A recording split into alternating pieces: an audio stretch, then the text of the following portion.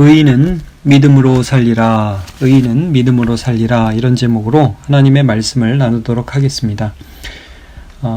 오늘 이제 하박국 2장의 전반부 말씀을 함께 보게 되는데, 이 2장 말씀은 하박국 1장에서 나왔던 하박국 선지자의 두 번째 질문에 대한 대답입니다.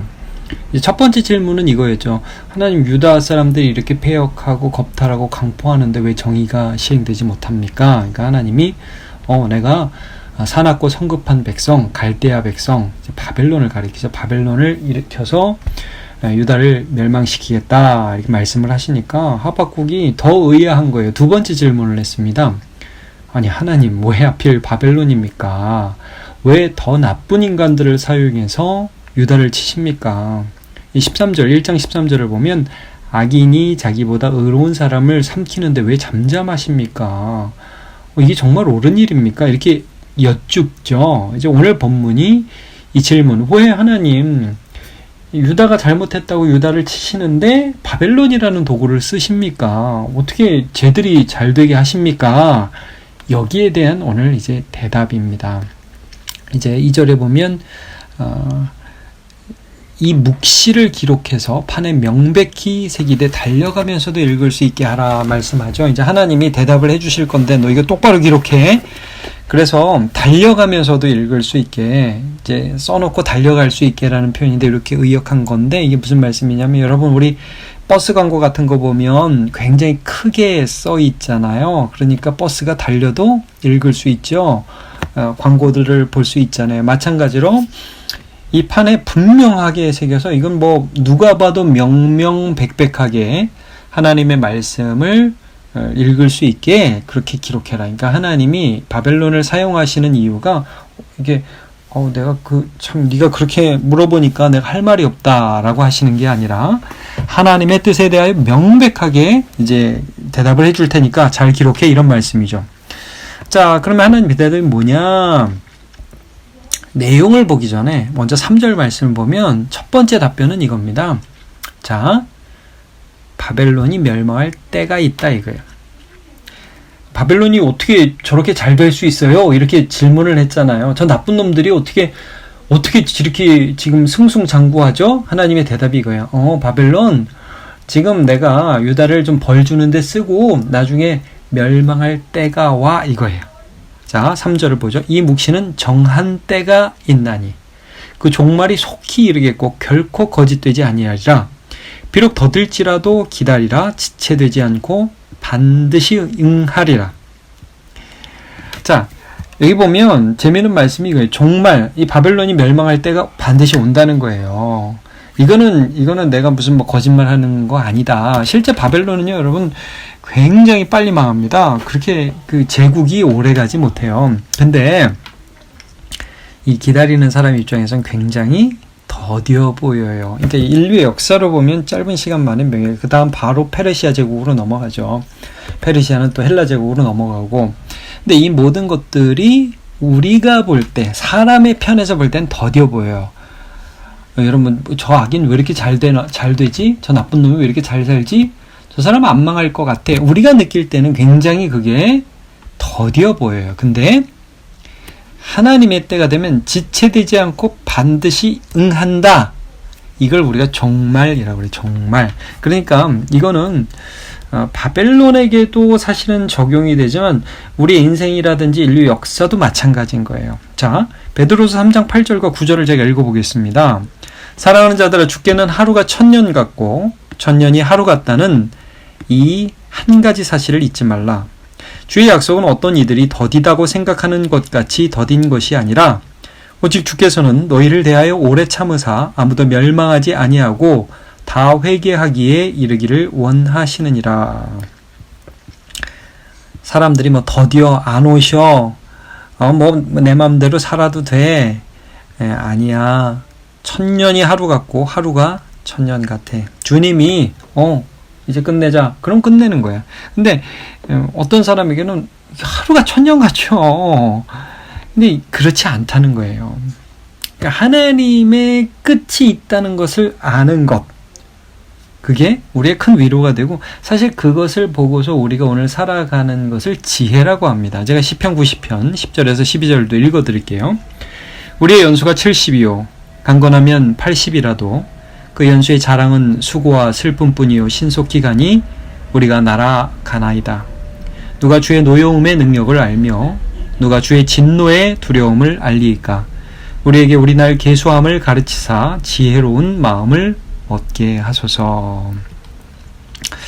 자, 이렇게 때가 있다 말씀을 하시고, 두 번째 질문에 대한 답변, 그 묵시의 내용이 뭐냐, 이거예요. 악인은 멸망해 그러나 믿음으로 살면 살아, 이거예요. 바벨론은 결국 멸망해 그러면서 화 있을진저 하면서 본문에 5가지 죄악이 나와요. 근데 이제 오늘 본문에 화 있을진저 2개가 나오죠. 이제 내일 본문에 가면 나머지 3개가 나오는데, 여기에서 하나님께서는 4절을 보세요. 보라, 그의 마음은 교만, 그 속에 정직하지 못하나. 바벨론과 악인들의 특징이 이거예요. 교만하다는 거예요. 그 속에서 하나님을 향한 정직함이 없어요. 스스로를 속여요. 거짓되게 살아요. 그 거짓이 뭔지 우리가 좀 이따 살펴볼 거예요. 교만이 뭔지 좀 살펴볼 거예요. 오늘은 2가지만 보겠습니다. 그러나 반대로 의인은 믿음으로 살 거야. 이걸 똑바로 기록해서 지금 유다가 멸망하고 바벨론이 득세하는 것 같고, 또 나중에 바벨론이 멸망할 때에 너네가 어떤 삶을 살아야 하는지 똑바로 태도를 결정해, 이렇게 말씀을 하는 거예요. 자, 그러면 바벨론의 죄악 오늘 2가지가 나오는데, 첫 번째는 욕심입니다. 욕심. 5절을 보세요.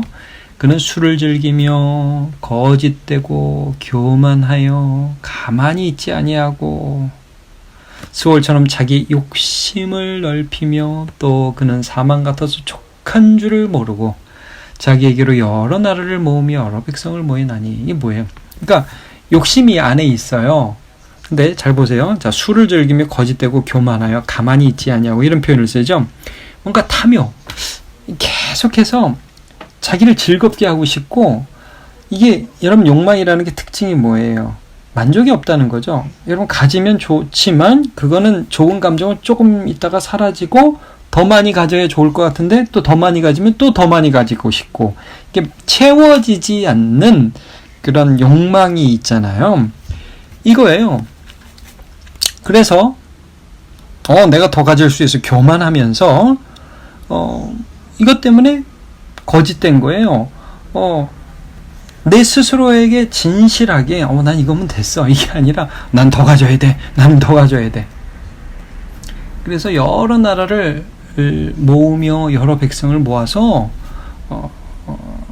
결국은 어떻게 되느냐면요, 6절을 보시면 자기가 멸망하는 거예요. 그러니까 여러 나라를 공격했는데 결국 그 나라 백성들이 바벨론이 멸망할 때 다 이렇게 속으로 조롱하게 될 거라는 거예요. 자, 6절 보세요. 그 무리가 다 속담으로 그를 평론하여 조롱하는 시로 그를 풍자하지 않겠느냐. 고도 이르기를 화 있을진저 자기 소유 아닌 것을 모으는 자여 언제까지 이르겠느냐. 볼모 잡은 것으로 무겁게 짐진 자여 너를 억누를 자들이 갑자기 일어나지 않겠느냐. 너를 괴롭힐 자들이 깨어나지 않겠느냐. 내가 그들에게 노략을 당하지 않겠느냐. 내가 여러 나라를 노략하였으므로 그 모든 민족의 남은 자가 너를 노략하리니 이는 내가 사람의 피를 흘렸음이요 또 땅과 성읍과 그 안의 모든 주민에게 강포를 행하였음이니라.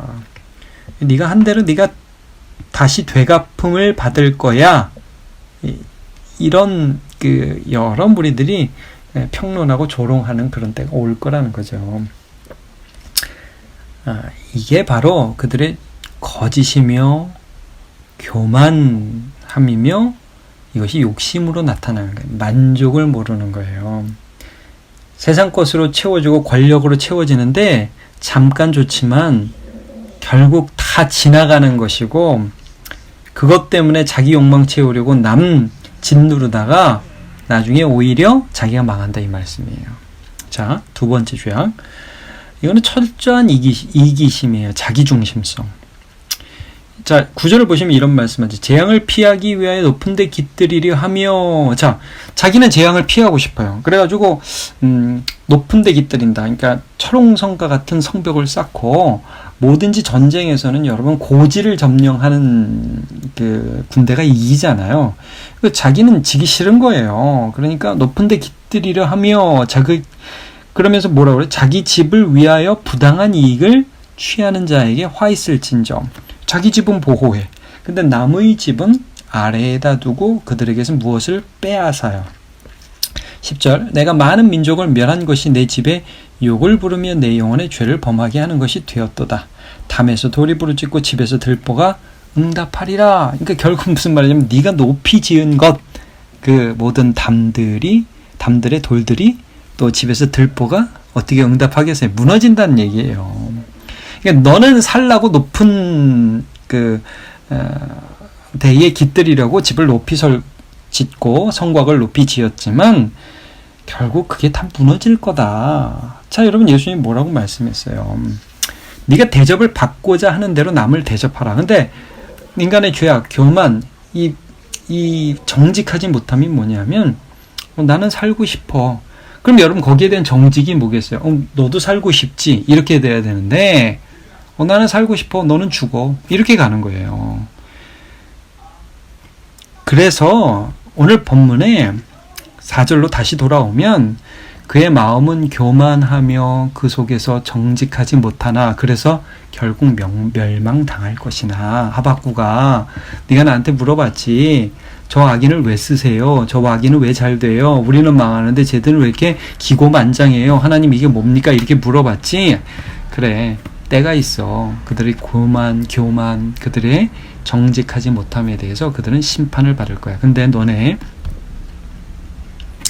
이런 모든 것 가운데 믿음으로 살면 살게 될 거야. 4절 나머지 1절 굉장히 유명한 말씀이죠. 여러분, 의인은 그의 믿음으로 말미암아 살리라. 의인은 믿음으로 말미암아 살리라 라고 하나님께서 말씀하셨어요. 하나님을 향한 신실함, 이 믿음이죠. 남들이 다 죄 지어요. 바벨론이 죄 지으면서 잘 되는 것 같아요. 아무리 그래서 지금 현재 그 사람들이 잘 되는 것 같아도 나는 하나님을 믿어요. 왜? 멸망할 거니까. 죽음이 오고요. 주님께서 다시 오실 거예요. 그래서 나는 오늘 하나님을 믿어요. 기도하고 예배하고 같이 미워하지 않고 남들 착취하지 않아요. 왜? 끝이 온다니까요. 나는 그 하나님을 믿어요. 지금도 나를 보고 계신 하나님, 지금도 나의 반응에 대해서 상 주실 하나님을 믿어요. 마치 시편 1편의 말씀과 같은 것입니다. 시편 1편 1절 복 있는 사람은 악인들의 꾀를 따르지 아니하며 죄인들의 길에 서지 아니하며 오만한 자들의 자리에 앉지 아니하고 오직 여호와의 율법을 즐거워하여 그의 율법을 주야로 묵상하는도다. 그는 시냇가에 심은 나무가 철을 따라 열매를 맺으며 그 잎사귀가 마르지 아니함 같으니 그가 하는 모든 일이 다 형통하리로다. 여러분 이 찬양 아시죠? 믿음으로 사는 자는 하늘 위로 받겠네. 무슨 일을 만나든지 만사 형통하리라. 무슨 일을 만나든지 만사 형통하리라. 여러분, 아무리 잘 되는 것 같아도, 지금 떵떵거리는 것 같아도 교만하고 하나님 앞에 정직하지 못하면 그럼 망하는 길로 가는 인생입니다. 그러나 지금 비록 고난이 주변에서 막 몰려오고 폭풍이 치는 것 같고 별의별 위험들이 있을지라도 사망의 음침한 골짜기로 다녀도요, 이런 믿음으로 사는 자는 하나님이 은혜를 주셔요. 의인은 믿음으로 말미암아 살리라. 뭐 우리가 대단해. 하나님 믿는 것뿐이지.